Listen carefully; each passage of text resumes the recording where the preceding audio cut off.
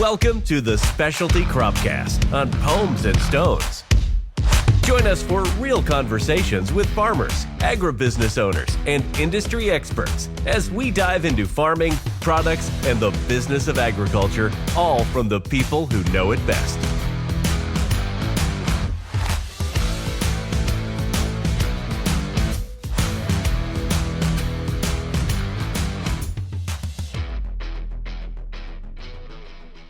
All right, welcome back, everybody. Episode 9 of the Specialty Cropcast. How's everyone doing tonight? Good. How are you? I'm fantastic. Another great week of farming. So obviously, for those of you who aren't watching online, we're going to go around the room per usual. Steve to my right. How are we doing? Good. Zach in the corner. Stellar. Yep. Nice. And Travis Bratschi. Welcome into the studio here, our guest this week. Thanks for having me. Of course. Glad you're here. Glad to be here. So after some feedback from some listeners, I think we should move the crop update to the end of the episode and focus on the guest right off the rip. Okay. Right off the rip. So lucky Trev, he's just thrown right into it. Travis Bratschi. So tell us a little bit about yourself. Yeah, so my name's Travis Bratschi. I have a small orchard here in Williamsburg, about 30 acres of high-density apples. And yeah, so I don't know, do you want me to pop right into kind of how I got started? Absolutely. Yeah. Yep. So like most of us, I grew up on a family farm in the neighborhood here and had a great experience doing that as a kid and left the farm, went and tried some other things and thought I would not be farming anymore. And then, the urge crept back in and I bought some property and planted my first acre and thought, we'll just do a little U-pick or something like that. And one thing led to another. You want a new tractor, so you plant more acres, and then you need a new sprayer, and kind of goes on and on. So, yeah, I started in 2011 with my first planting, and we've planted every year since, with the exception of the last three. So we haven't planted since 2021, 22. So, yeah, Honeycrisp, Gala, fresh fruit. That's what I focused on. So when you first got into it with the 1 acre and as it kind of evolved, was it more work than you thought? Yeah. So I mean, when I first got into it, the 1 acre, obviously wasn't a ton. And so in that first year we did that and planted that 1 acre. And then I told my wife that we needed to find something that we could generate some more cash flow with. So we bought the remaining 24 acres of that property that we're on, and it had tart cherries on it. And that was going to be my plan to help cash flow the operation. But if you guys remember in 2012 what happened, it didn't work out real well. Cash flow. So those who don't know, in 2012, there was a huge freeze. And we lost basically everything. Everything, right? The whole crop. Yeah. Yeah. Failure. Cherries, apples, Yeah. everything. Yep. We had a little bit of cherries downstate that year, but it wasn't. Minimal. We were shaking for I forget. We had 1 forklift driver for 2 crews and man. 2 trucks of water, and it was hour for a tank. It's something, I'll never forget 2012 because Sam, my oldest son, was born on March 2nd of that year. And about 10 days later, it was 80 degrees that spring. And we had pretty warm March. Mm-hmm. And a week after birth, I was out cutting down pine trees and prepping the land. So how has it changed over the years, right? So you kind of talked about how it was a little bit more work, but how has it evolved for you as far as, like you said, you invested in a little bit, then you worked your way into more equipment and this and that, and now you're getting extra labor to help you take care of it. When it first started out, it was something little, and now it's a much bigger process. Yeah, so I mean, certainly the time management aspect is, it comes into play. Having a full-time job, that's the farming's my. Some may call it a hobby. I think it's more than a hobby with the debt that I have, but that comes into play, and getting help to get trimming done and that. I think it's evolved too. I mean, there's certainly been changes in the market prices that have forced evolution in how you look at things and do things. Honeycrisp back in when I first started were $500-$600 a box. I want to say I'm hopeful that we can still get that. I don't know if that's achievable or not, but try to grow good fruit and you get good pack outs. Yeah. Yep. Yeah. So when you were choosing different varieties when you started out from 1 acre, what was driving the decisions? Was it a relationship with a buyer and kind of figuring out what they wanted, or was it just word of mouth? What were the decisions you made in order to come to those varieties you chose? So I think my big thing is that I thought I was going to be on a small scale. So at the time it was kind of looking at the different ags, whether it was cherries or apples, and made the decision off of that as what could I kind of gross the most amount or make the most amount of money off of on a smaller scale, and that's how I landed on apples. And there was some influence from some buyers that at the time I started with Max, Galas, and Honeycrisp. That's what I planned to start with, and the Max didn't last too long, and then we grafted those over. What's grafting? So we had a Mac tree. Yep. And we, a graft is we put a new variety, Evercrisp, on those and converted them to Evercrisp. And so that was kind of a way to fill a market. I think everybody's chasing what's the next Honeycrisp, and so there's lots of different varieties and options that guys could go. I chose Evercrisp. It's a good apple. It's my favorite eating apple. Is it? Yes. Have you had them? I don't think I've ever had one. I'll have to make sure you get one this fall. Yep. Yeah. So that's we did grafted them over, and going back to looking at it is from an economic standpoint is what I chose and to get into it, and right, wrong, and different. I'm still learning. I feel like we all are. Always learning. Yep. I just made it my first year without messing up a thinning, so Well, that was a good check. Time will tell. You don't know. Time will tell. You can tell. The apples are definitely sized differently at this point after that heat wave we had. But so, in your opinion, what's the most difficult apple to grow? I mean, I think that for me, and I mean, again, I only grow 3 varieties, so I can't speak for everybody. But Honeycrisp certainly has its challenges. There's been years where you go to harvest and you look at them and you're like, man, these don't look really good, and they go to pack out and they do well. And then there's years where you're like, hey, these look awesome, and they go to pack out and they didn't look that awesome. They didn't look that awesome. Yeah. They might have looked good on the outside, but on the inside they didn't look good. Right. Yeah. So there's certainly challenges with Honeycrisp, and it's your love, right, to try to produce a good quality product. Right. Mm-hmm. How do you battle bitter pit throughout the season? Yeah. What's your strategy, if you don't mind sharing? I mean, some people don't want to share their secret sauce, but I don't know that there is a secret sauce when it comes to anyone it. If somebody does, tell me. No, I mean, I think it's trying to do your gypsum Pel-Gyp applications and then staying on a calcium program. I think my experience as of late over the last 5 years is really starting calcium earlier than when I did. I mean, we're putting calcium on now before pink, and I don't know that it's directly correlated, but I feel like the earlier the better. right. Yeah. Right. And don't miss those early sprays. You get to summer. I'm probably not the best at going out there and doing my weekly applications of calcium for Steve. Yeah. Right. Yeah. So obviously on your farm, you guys have some irrigation, which most people do for any high density orchard. Do you have the ability to do any fertigation on your farm? We do. Do you do that? I do not. You can? I can. The pump's been sitting there for 10 years. I haven't used it. Got dusted off? Yeah, one of these days. Gotcha. It's something that we've definitely started utilizing last year. We started doing heavy on 999, and we put calcium in. And we've even done things like imidacloprid we put down in the ground for all kinds of fun stuff. So, you think you notice a difference? oh, for sure. Sure. Oh, Yeah. absolutely. We had trees, for those of you who aren't watching, I'm holding up a pen, that came out of our nursery, like this big is how big the trunks were. I've said it 15 times on the show already, but we started fertigating and using Wilbur Ellis's 999 product, and they took off last year, and then this year we already have more than happy with the growth. It's crazy. Yeah. It's I think back, you make a comment about how smaller trees, and when I first started planting, nobody wanted a big tree with feathers on it, and Yep.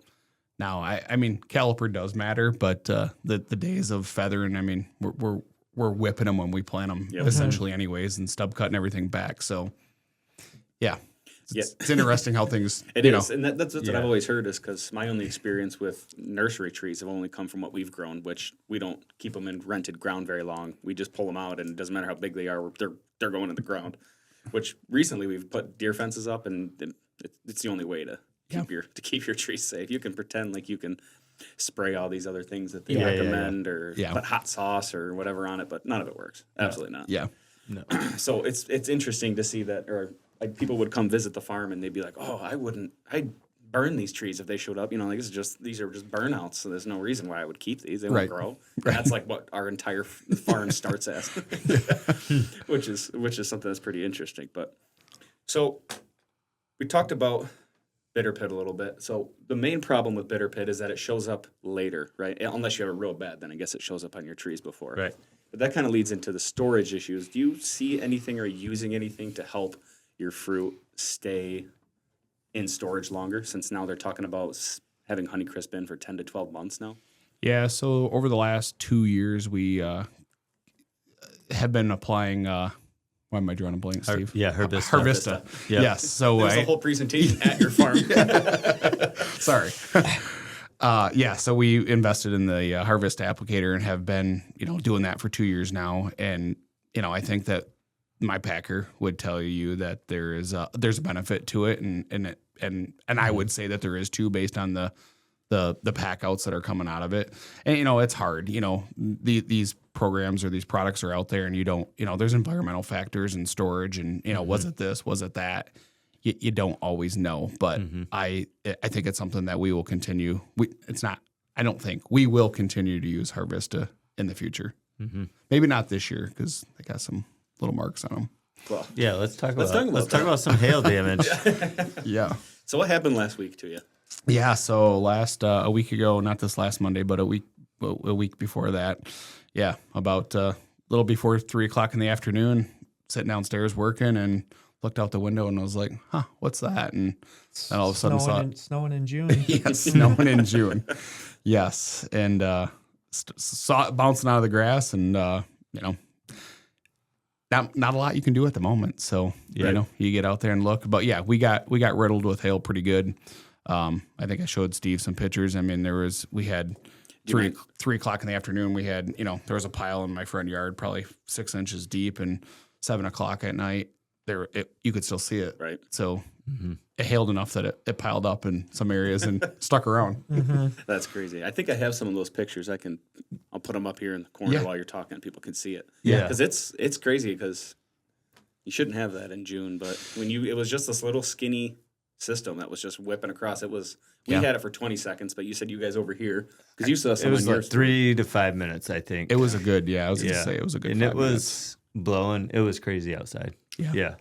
It's funny, we were chatting before, and I said so my day job, I work for Greenstone on the side, but when I first started at Greenstone, I was in crop insurance, and I remember riding around with a guy, and he's like, "Hey, we're going to go sell hail insurance." And I'm like, "Hail insurance? Like, who buys that? It never hails." And I think I might have jinxed myself. Because this is like, how many times have you gotten hailed on? Oh, You started in 2011. yeah, 2011, and then the first big, real bad. We can still see the effects of the hail from 2015. So, but we've had probably four out of the last 10, maybe 5 out of the last 10. We've had some hail damage. Yeah. 3 years ago, pretty much hail. So unlucky. It's crazy. So are you thinking about doing a hail cannon? Where do you draw the line? Is it 10 years that you're like, all right, I gotta do something about this? It's I joke, I have a friend down in Grand Rapids area that, is always yelling at me about running wind machines. And it's like, I feel like the hail cannon would be the same. Like, it only works if you get up to Only if you're there. turn it on. Yeah. Yeah. So I, like the wind machines, I think they work, but it's, it's another management decision. Gotta get up. Right. Gotta get up. Gotta get up.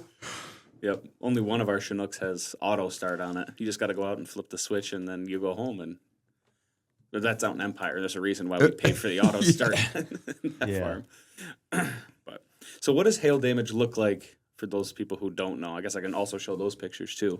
But kind of describe how it will rip the leaves, and I guess I kind of just described it. But. Well, no, and then how the apple reacts over the next few months as it's growing, right? Yeah. Like, Yeah. So,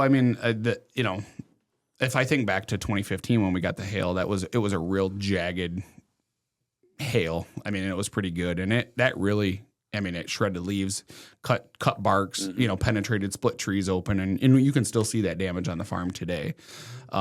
If there's anything good about the hail that we had recently is that it was mostly round. So, certainly you can see it where it, shredded leaves and definitely came from the west, moving to the east.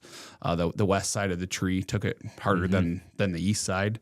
But it was, it was all of a pea. It was bigger than a pea, some of it. Yeah. And so the apples are pretty small at this time. So, when it first happened, you kind of the unknown of, is it going to be bad? But as you've seen over the last week, 10 days, they've really started to grow, and they've got a mark, and I don't think that mark's going away. Right. They'll be deformed, or they'll try and grow around it. They'll try to grow around Does it. it just come out as like a flat spot? Because then that spot where it was hurt won't really grow. Correct. So then they just kind of, with a big Right, and the dimple in tissue them. can't work expand. through it. Yeah. There's certainly some apples out there that have like cuts on them. Like those are very apparent, but a lot of them just have almost like bitter pit, a little black dot, spot on them. Mm-hmm. It's obviously not bitter pit, but to what Steve said, I think that you're right. It's just going to try to grow around it. Yeah. And then, for those listening, like, you can't send those to like a market, because who's going to want to buy a deformed apple? No, it's all based on look. Right. Yeah. The fresh apples. So that's why hail damage is It's so devastating. Yeah. And it can have devastating effects to the orchard or the tree health, obviously, if you don't go out and... Right. That was my next question, is how'd you combat that? Yeah. Well, we were, Tell us about your tank mix. Certainly when you get that, your first worry is fire blight. So fire blight is an inoculum that's in the orchard that with temperature and humidity can spread and be even more devastating than the hail. For the most part, hail affects this year's crop. Fire blight can affect future year's crop depending on how bad you get it going. So that was something that we were on right away. I think within 12, 24 hours we were out spraying, and you're spraying strep and copper to try to slow any of that inoculum down and not let it get into those wounds that were caused by the hail. Right. So fire blight needs like an open way to get into the tree, right? Yes. Whether that's bloom, right, or correct, or damage. Yeah. So bloom, we battle fire blight, and it goes in through the, I don't know what the technical term is, through the flower. Let's not get too technical. We're gonna sound not so smart. Yeah, let's dial it back a bit. This is a novice farming podcast. Right. But fire blight in this, through the bloom. But then when you have trauma, you got rip leaves, and you potentially have bark damage, and those are entry points. And it could even be wind damage. And it could be snaps new growth off, and creates an opening. Yep. It's a crazy bacteria. Yeah. Right. Yep. I want to go back to like starting the farm though. Like, what are some challenges that you wish you knew now or back then when you started? Spacings. You didn't say what your farm's at, though. I mean, that's cool. Yeah, we can cover it. Yeah. Go for You it. didn't ask. I just did. I did know. Yeah, so when we first started, the first planting went in, we were spaced at 3 by 11, so 3 foot between the tree, 11-foot drive rows. And, I think, Steve, you asked one of the things, what could I do? What would I change? And I think one of the things I would have changed is the rootstock. Fast forward, if I had a chance to plant every Honeycrisp on a bud 9, I would plant it. Yeah. When I first got into it, hey, be careful with bud 9. You need a little something more with vigor. It's northern Michigan. The trees don't grow. Right. Yeah. And but the bud 9 seemed to, if you're patient and you fill their space first before you crop them, you can grow a beautiful tree, and they crop pretty consistent every year. Yeah. Bitter pit's generally not an issue, and that's what I do. That's my biggest, Gotcha. But you're taking all that information, you're drinking from a fire hose when you're starting, and I attended IFTA, International Fruit Tree, and a lot of Cornell, Michigan State, opinions there, and you're trying to make the best out of the knowledge that you have at the time. Yep. And an old coworker told me experience comes one day at a time, and there's some truth to that. For sure. Yeah. Very, very true. I figured that out when Steve stopped by that day, and I was putting in double the thinner. And I called you and I was talking because our bloom wasn't that impressive, and you could just see that a lot of our flowers were already falling off, like right after the bloom was over, pretty much. And so I called Travis and I said, "What's your experience with not thinning?" Because I'm really thinking about it in our Jonagolds because it just didn't look that great. And so I just put some 7 in. That was it. Yeah.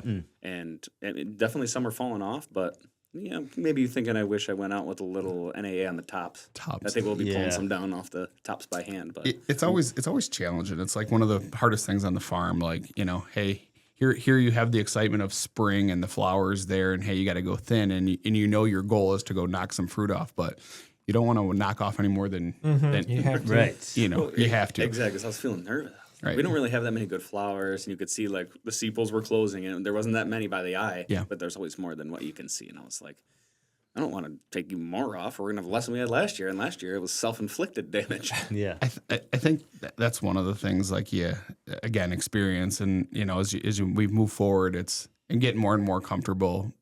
Putting on higher rates, and because it's expensive to go hand thin. I've been down that road too. Yeah. It's you start hitting $1,000 an acre to hand thin. It adds up in a hurry. Yeah. Right. And we've talked thinning on the show before, right? Yeah, we did last week. We kind of explained it, Yep. though, pretty good. But yeah, going through and hand thinning it's a chore. Yeah. Yeah. I had that conversation with Tom, and Yeah. and he said I'd rather do that than not have any apples. And we also have 15 H2A guys that were running out of continuous workforce. So he's like, well, we're going to be paying them to do something. Might as well be worth the money. And I think it's a balance, right? I mean, I don't ever envision that you can, for me, in what I'm growing in honeys and galas, that I can get my chemically thinning perfect. We are always going to go back in and hand thin to an extent, but I don't want to hand thin, 3 times as long. Yeah. I want the chemical to do 80% of the work. Right. Right. So one thing I had thought about while you were talking about your spacing is what happens is when you plant trees closer or further apart with tree to tree, not row to row, it changes your pruning techniques, correct? Because you're renewing limbs more consistently instead of leaving a more semi-permanent limb. Explain the decision behind that. Is it that much more fruit, or is it the younger limb grows a better apple? Is that the motivation? Yeah, I mean, I think Talon, a lot of it has to do with light, right? Getting light into that tree and having a more uniform a fruiting wall. So yeah, you asked what I started at. I started at 3x11. The most recent, the last 4 or 5 plantings have been in at 2x10. So we're really trying to get that more narrow canopy, and we're trying to do some mechanical hedging here. What's one of the things that we're trying to move towards is how to reduce labor cost, right? And so that's one way to hedge, and we're still having to go back in there and hand thin or hand trim too, Right. But we're doing part of that work, just like the chemical thinning. The fruiting wall, I think it'll happen sometime in my career. I was probably thought maybe sooner than it has, but I think we'll see robots at some point, and that's kind of what I'm gearing my operation towards is, hey, can you have a canopy? Now, I might replant some of those blocks by then, but that's kind of where my mind's at. Nice. So how many trees per acre is 2x10? 2,200 approximately. 2,200, 2,000 trees-ish an acre. 3x10 is 1,360 net approximately. That's quite a bit of trees. It's a lot of trees. And I don't know if have we talked about why people do high density? No, I don't think we have. We should go ahead. I always laugh, when you're talking to other farmers and how many acres do you farm, and it's like I tell them how many trees I farm. I don't talk about acres. Exactly. It's funny because like we always talk about, people are so disconnected from where their food comes from. Like people swing in the market and they, who's that grower that's kitty corner from the market? Lakes. Yep. And people are like, what is that growing? Like, it's like a stick over there. You're like, those are apples. Yeah. And they're from like Traverse City, and they just like, it's so weird to me. It's funny. I literally have had people ask if I was growing telephone poles. Like, are those going to be? No. How long does it take to fully grow a telephone pole? I've had people ask, "Are those grapes?" No. Right. So yeah, but if you're not not around it, you don't know. But Right. to your point, it's about educating people and letting them know where their food comes from. Right. That's the whole motivation behind it, is just In the market. Yeah. That's why we wanted to do it. Yeah. Right? And then you start adding some animals, and Yep. And then people think that you're a couple goats away from a petting zoo. people think our cow is a llama. Yeah. We get those kind of questions too. So And you have ice cream now, too. yes, we have ice cream. That's good. And some industrial And levels. slushies. And slushies. I did stop in after the about 3 days afterward. Yep. Nice. I did get a, what did they call Yeah, it? you The ice called cream me or with the texted slushie. me. Yeah. Yeah. I think I texted you. I Yeah, called yeah. you and I said, "Are the slushies cold today?" You said, "Always." Always rolling. It's been a couple, maybe 10 days since I've been in there, but I was in there, I think, 3 times in 1 week. And so Sade gave me a discount on the 3rd time. So Nice. Did she give you a gift card for your? Yeah. Oh, that's a bit of an inside joke we Yeah. talked about last week. I Yeah. think I won a gift card at one of the events. It was a cornhole tournament, and I won a gift card. And then my wife went to buy a bunch of stuff, and we checked out with it. And I didn't check the receipt, whatever. I don't even think I want to checked out. And then it turns out she didn't take any money off the cards. I just swiped and paid full price, and she took the gift card. Then she texted me a couple of days later. She goes, "Hey, I think we might owe you some money still." That's funny. So we kind of talked about, for a hot second there, informing the consumer. What is one thing that you wish the consumer knew about apple farming? Like, if you just like you're saying, if there was someone who'd never seen it that thinks those are telephone poles, what's like the number one thing you try to explain to them to get the message through that they need to be buying United States fruit, Michigan fruit? I think the number one thing is that, I have a wife and 3 kids, and we live on the farm, and we're in the middle of the orchard, and I feel pretty safe at it. Mm-hmm. I think, farmers need to tell their story about, there's notions out there of organic, not organic, and I'm not going to go down that road, but, it's okay. It's safe, and we're trying to do the best stewards of the land that we can. Right. And I guess that'd be my message.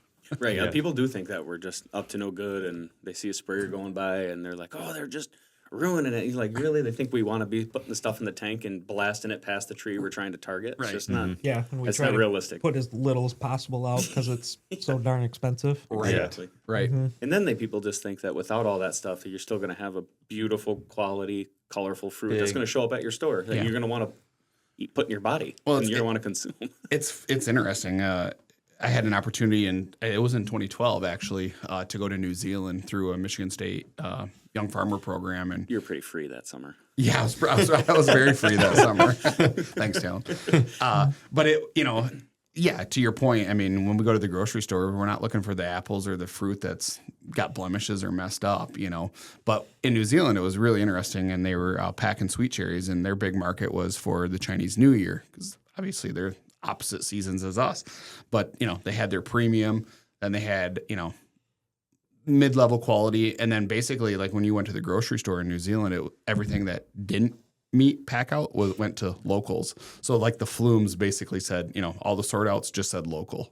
Like so when you went to the grocery store when we got there, it was like, man, they're gonna eat this stuff. Like, but that's their norm. culture. That's their norm. Yeah. That is interesting. That's something I wish I've done, is go on those trips, which I think the next one might be in California. I think we talked about that earlier. Yeah. So I'm going to start going to Is those. that IFTA? Yeah. I think I think the other one's the abroad one's in Canada. Oh yeah, the summer Yeah, the summer the one. summer one. Yeah. It's in Yeah, Canada. yeah. I think, for anybody that has not done the IFTA, I think those have been really good experiences. I've had a chance to go to Nova Scotia. I'm trying to think where else. New York. Yep. You go to the winter one last year? I did not this last year. It's a good choice. I saw some videos like the bus getting stuck in the snow, and it was like 45 mile an hour. They got like 16 inches of snow, and they're standing out in the orchard. Trying to push the bus out. Yeah, I did see that. It's a good year to skip. They probably would have got it out if you were there helping. Thanks. Talon, you'd asked a question. What makes Michigan a good place? Grow apples, or northern Michigan. I'm gonna say northern Michigan is unique for the climate for Honeycrisp, and I think we can do a really good job. We get those sunny days in the fall and the cool nights, and you really start seeing that color.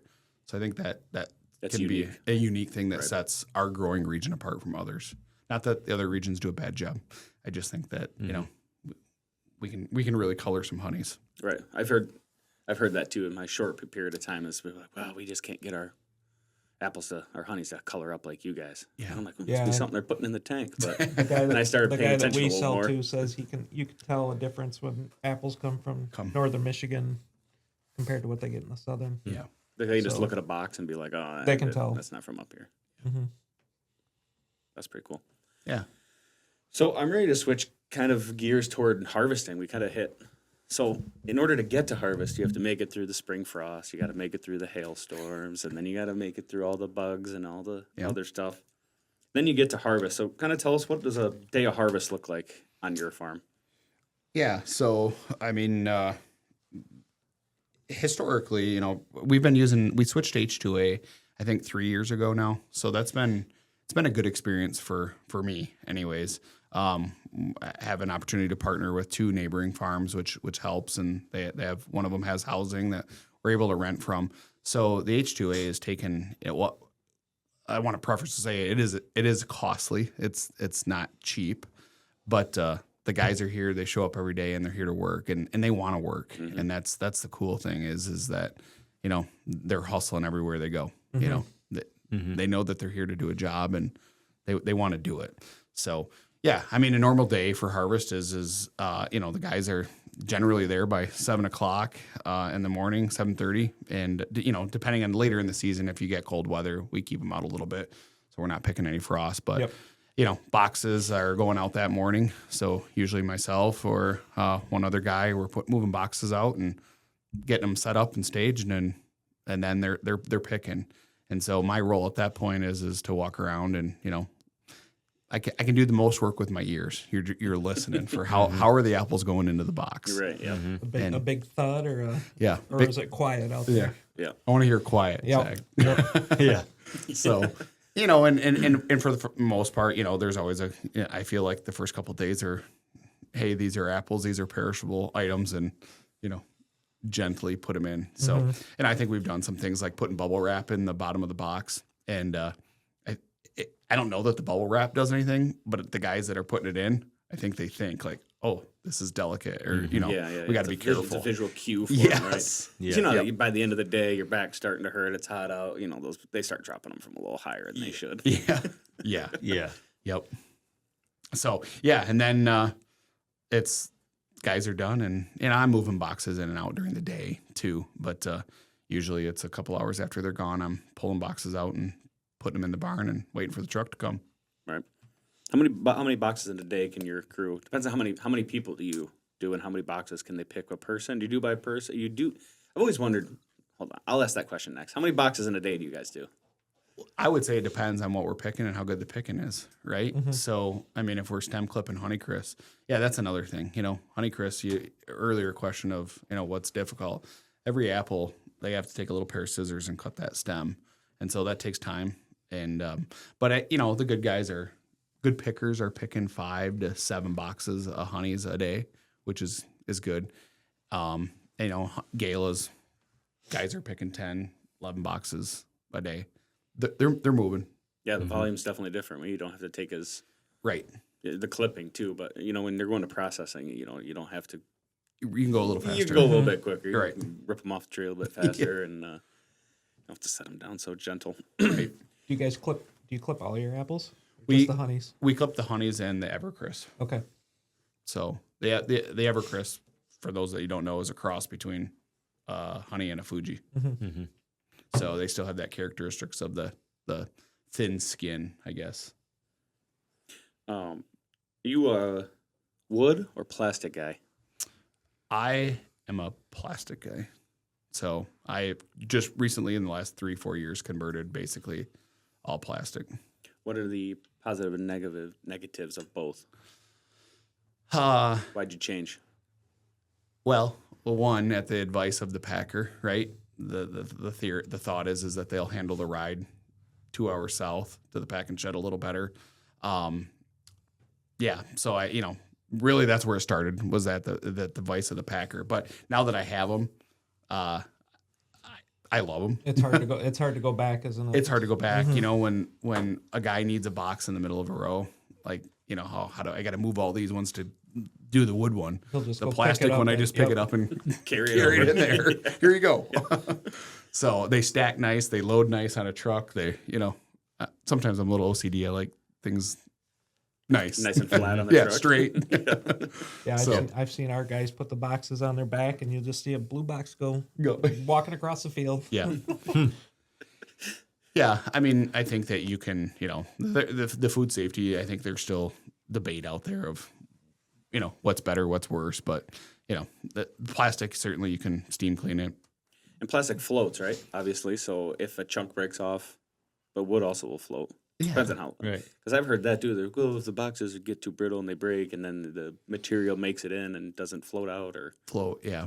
But that's at the Packers. Packer level. The Packer level, which would make sense I why they're thought you trying to meant push the that the box other way. would float, and I was like, Like on a ship when it's going overseas. No, not quite. So I've always been interested to know, is it possible to do you guys do piece rate with H2A? If it's possible, do they have to pick enough boxes to meet the hourly wage for the day, technically? And then what happens if they don't get to it, but you're required to pay a certain amount per hour? you make up the difference.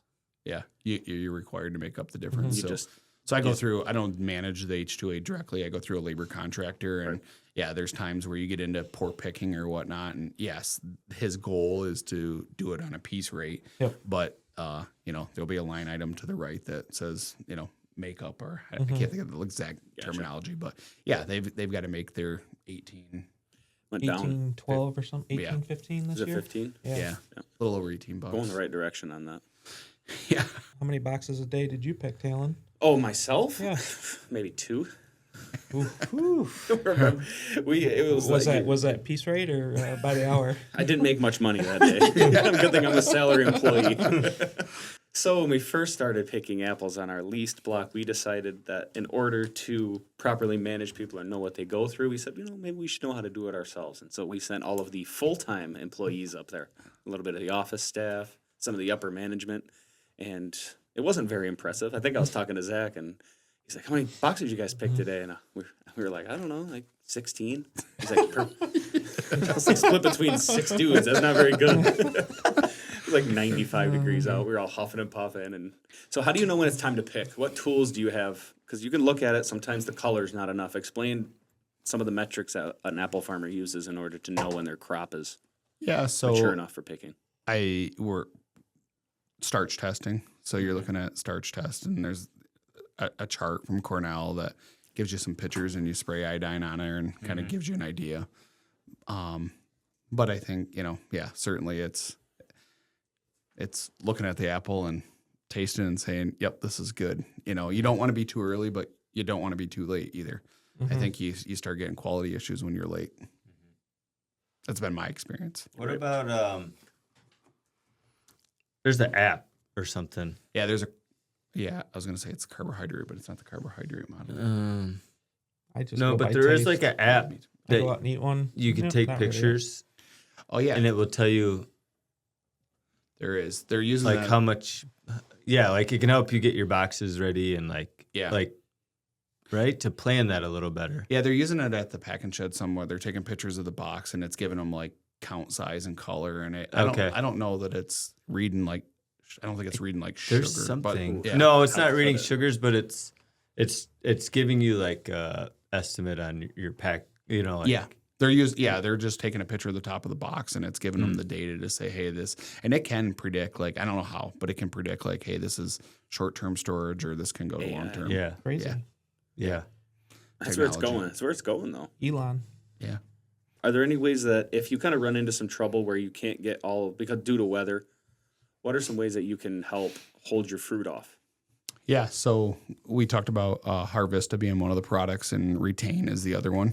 So, I think that we're learning. I mean, Gala Retain's been used on galas for a long time, and I think the at least my packer is a proponent of either Harvesta or Retain, and those are tools that not only help storage characteristics in the future, but also help manage the crop harvest. So, with a limited number of guys, hey, you got 600 boxes of galas that you got to get off, and you need to do it in 10 days, but it's going to take you 15. So you can spray part of the block with a retain, which kind of stops it stops the ethylene, the ripening process, the ethylene production.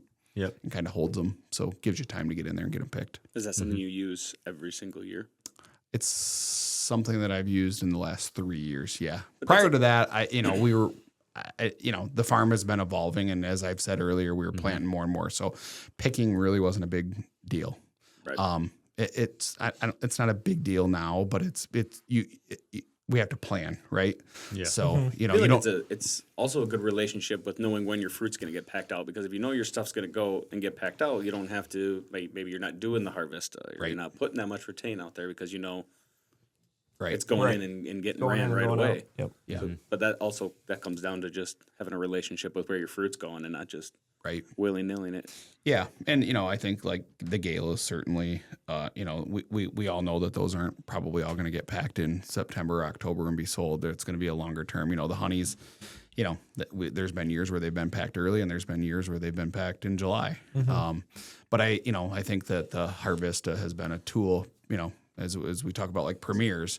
Yeah, Premier Honeycrisp is an early one. I think that's Harvesta has really help that fruit stay firmer and get across the packing line and get good pack outs. Do you do multiple pickings, or are you a one pick and done guy? What if there's a little undercolor once you take some of the apples on the outside, or does that also come down to the spacing?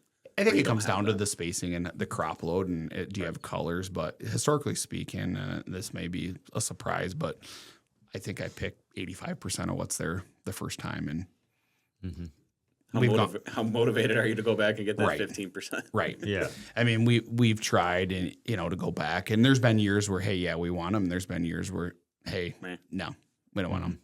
So then it becomes wildlife food. Yeah. Inside your deer fence. No, I try to get them outside the deer.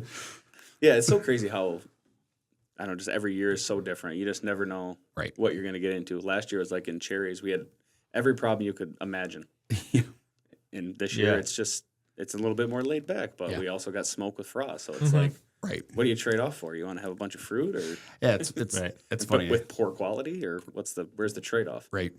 Yeah. The apple crop with the hail doesn't look real good, but it's like looking at the canopy of the leaf, it's probably one of the better. I'm like, man, the orchard looks good right now.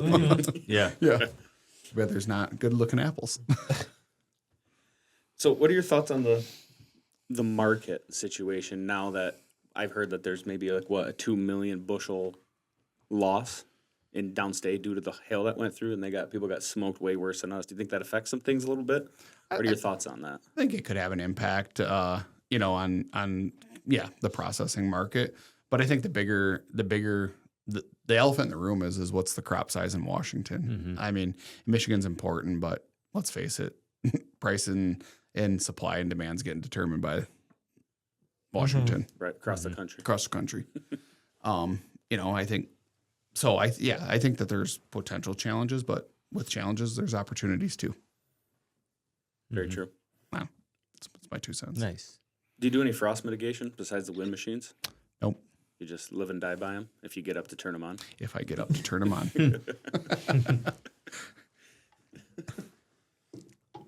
Do you do anything on your apples? Yeah. No, we left a spot for a Chinook down where our premiers meet our Jonna Golds, but we haven't put one in yet. Yeah. Are you going to do any water frost protection? Overhead or irrigate underneath the tree? And we irrigate under the tree, but I don't think we're going to put any potassium. We have yet to do anything like that. And you can still see it's like you have the apples, but then you have like the tight cluster that got toasted and it never opens up. And you can see it all over the tree still. Yeah. And it's kind of funny that those hang on like that. You're blowing thinned apples off the tree, but the tight cluster's still there. Well, and like a chery would just get rid of that. Yeah. And the apple's like, I'm going to hold on to it for a while. And I'm not really an expert on the frost mitigation of water, but like in strawberries, like they cover the whole plant. And Alec was talking about that. Ice encapsulates it. Where like apples, it's more of like a sprinkler underneath the tree that the heat from the water rises up. Interesting. Right. So it's different than you can get that from drip. No, they're little risers. 16-inch risers that kind of like at the Shoreline facility. Yeah, that's what we're doing there. Yeah. Frost mitigation. Yeah. It didn't work this year very well. No, the water's working great. It's Right. just the The frost protection part of it, though. Tell me about the Harvesta sprayer a little bit. I keep hearing about this thing, and You'll have to come to the meeting this year. It's my favorite tool, Zach. I've watched the priming process. It was pretty special. Yeah. Yeah, so I mean, it took a little bit. I mean, the Harvesta kit, it's just a little, is it a 5-gallon or 9-gallon tank, I think? Yeah, 9. Little 9-gallon tank, and got a hose running down to the bottom, and they put another little edema pump. They call it an edema pump. Dema. And Yeah. Dema. Dema. Yeah. Just Dema. Dema. Yeah. Yeah. See how much I listen. Yeah. I just spray it on the ordered trees, one goddammit. for my yard. Did you? Yeah. Oh, yeah, perfect. So that's how I know. Well, hopefully it doesn't pop the. I know. Yeah, I know. Don't have too much pressure. Yeah. So yeah, it's just a kit, and then it plumbs in, and as the water for your sprayer is doing it, that Dema pump pulls the material. So basically, as soon as Harvesta touches water, it Turns to a gases. gas. Yeah. So that's why you gotta have it in a separate tank, and then you like have bypasses where it's just touching water right before the nozzles. Yeah, it goes right at the end. right. yeah. Yeah. Right before the nozzle. Okay. What's the pre-harvest on that? It's pretty much nothing, right? I think it's a day or two. Yeah, don't That's quote it. me on. Yeah. But the calibration thing, we got to dial that in. Yeah. Because it wasn't just you with trouble. It was yeah. I don't want to get too crazy, but Right. I think what are you calibrating? How much it's applying before it hits the water? correct. yeah. Okay. Yeah. So you're Because you want to go like cal- a gallon. gallon Gallon per rate. acre, and the calibration there's a little scale, and you're pumping it out to kind of it's like a fertilizer chart. It should be weigh this much. Right. I remember being blown away because whatever the cost was. But then when we were at the meeting at your place, and was it the individual from Jack Brown was talking about how much, I forget the number exactly, how much it potentially can make you. Yeah. So like it's a little sticker shock when you buy it, but in the Right. long run, if it works out as it should, Right. in a perfect world, you're like, oh, that makes Yeah, it all worth it in the end. Yeah, I think from a grower perspective, you get focused on the cost per acre, and it is costly. But if you're picking 60, 70 bins an acre, it gets relatively cheap. Yeah. But we say that about a lot of things, and then go, I don't have any money. Yeah. Didn't work out, but Right. am I going to do it again? Absolutely. So it is a 3-day pre-harvest. 3 day. Yeah. Yeah. So I think too, I think that the maker of Harvesta is looking at a retain, like a water soluble Yep. bag. That's got to be They're so much working more on it. popular.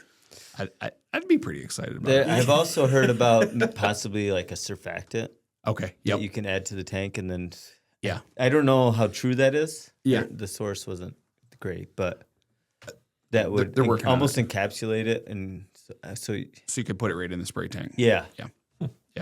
That would Yeah. be fantastic, huh? It'd be really nice. Change your life. Yeah. Everyone would do it. Did you just bolt this onto your regular sprayer, or did you have to get a special sprayer for it? Or? Nope. I just bolted. Yeah. Okay.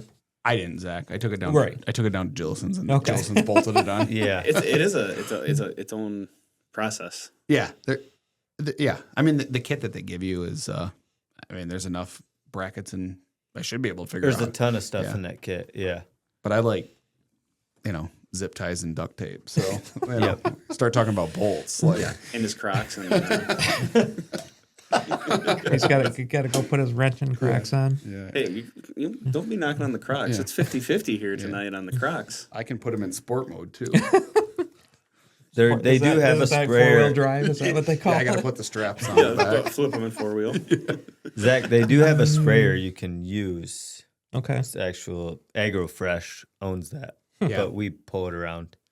You have to And so- reserve it, obviously. Yeah, it gets crazy. I remember last year it was just crazy. It's got to be That thing similar was to going like everywhere. when everybody wants fertilizer at the same time, but you only have like 2 Exactly. spreaders, Right. and everyone wants to do it at the same Same time. time. Hey, we have 3 spreaders. Oh, you do? Yeah. Are you hiding the other 2 at Orchard View? They're always out being used. Or Yeah. the one farmer gets them all, and then he just lets them sit in the front yard until, Yep. we're going to wait till Monday. Literally just We today. can't start on the weekends. Literally today. I was going through that. Yes. I'm a big fan of having my own spreader. Thank you for that. Yeah. It would be nice, but with fertilizer, there are a lot of maintenance. Yeah, they are. Yeah, They they are. get eaten up. Right. Yeah. Yeah, all the hammer marks on the tenders. And Do not hit with the steel mallet. yeah, I love You it. When, still see That's that. what's in the tractor cab. That's what's getting it. hit Yeah, with. right? yeah, it's a log that's in the cherry trees I got to use to get the bottom of that out. Opening and shutting the door a million times until the fertilizer starts coming Yeah. down. Jumping on the trailer. Fertilizer is one of those things on the farm where like you get excited to do it, or I don't know if exciting is the word, but It's the first thing we you got to do. go do this, and then it never goes as planned. Yeah. Hey, I was supposed to go like 10 rows. Why did I only go 2? And I'm out. Yep. Right. Something's wrong. Shoot. Or you look behind you and there's just a streak of Yeah. fertilizer in the middle of the row because Forgot to either turn or the belt broke and you didn't notice it. And it's all. Got to turn around every once in a while. Or you're Yeah. driving down the road and just a streak of fertilizer because you forgot Forgot to. to take the chain off the tire. Yep. Oh, yeah. Are you speaking from experience? Been there. Yep. I hear you. Fertilizer is fun. Last year, no, it was 2 years ago, right across from Elton's, one of our fertilizer spreaders, a guy was pulling it back and blew out both tires on one side, right in the middle, 72. Wow. Was able to get off the road. Yeah, barely. The guy changing the tires, his ass might have been hanging over the white line. But yeah, that's unfortunate when those tires go bad. Because not many people Especially have when those they're sitting around. plumb full of fertilizer. Oh, yeah. We had one go bad out in the middle of the orchard one day. Yeah. First pass out in the orchard, tire blows out. I had tire problems today with I mow the orchard with a 0 turn, and it keeps the one tire keeps going low, and so I had it out to get fixed yesterday and put it back on this morning and made it about 30 minutes, and I'm like, why is the little gauge wheel digging in? And I look over, I'm like, oh yeah, It The one went that just down got faster fixed. than before. Yeah. In fact, it's worse. right. Yeah.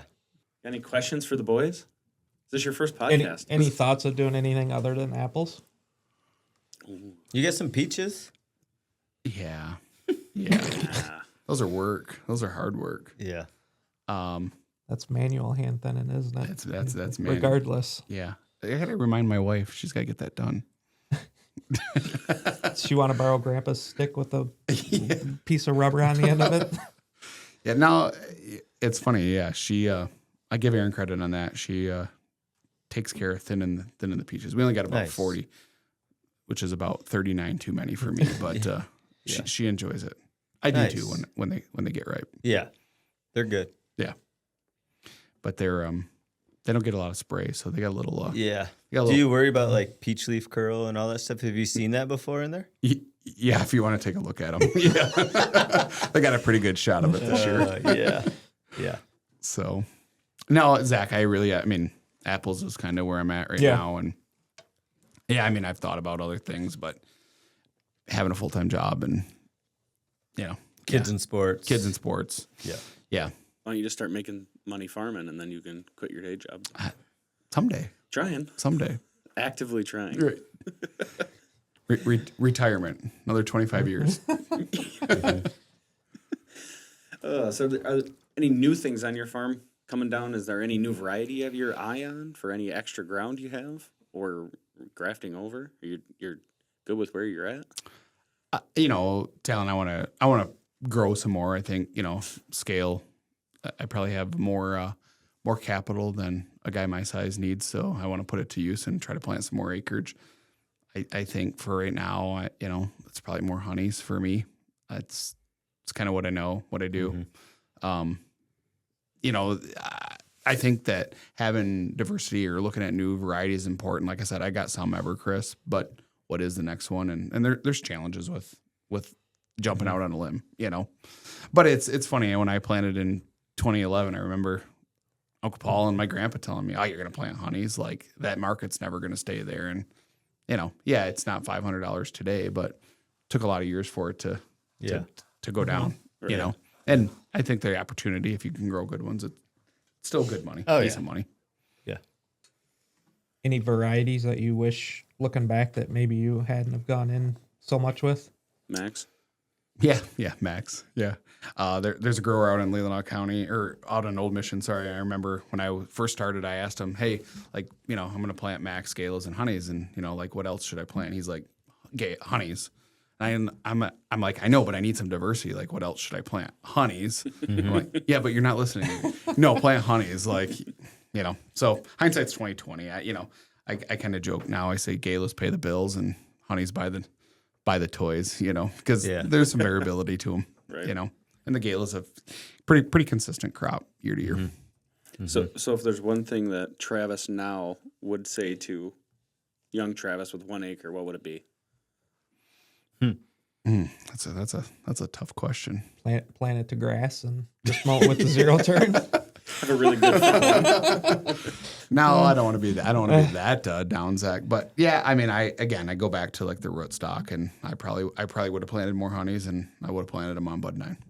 Mm-hmm. If I could go back and change something, that's probably what I would have did. So what are your trees mostly?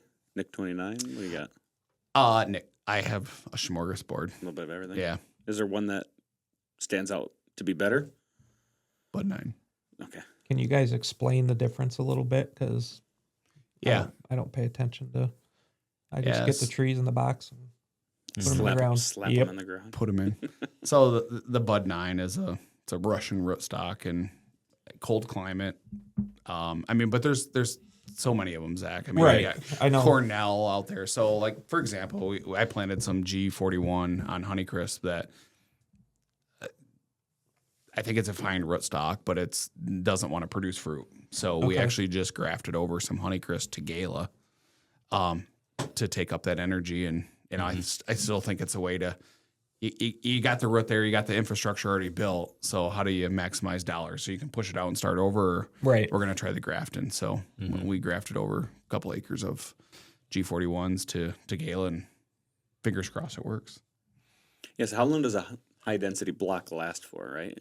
Is it as long as the infrastructure can hold, and then when you're done with that variety, you just graft it over, or do you pull the trees out and auger holes in? Yeah, so my answer, I Side used by to say, hand? I don't know, they'd, high density orchard will, hopefully last 25, 30 years, but my answer these days is as long as, they'll last as long as the economics are there. Mm-hmm. So they weren't there on Max.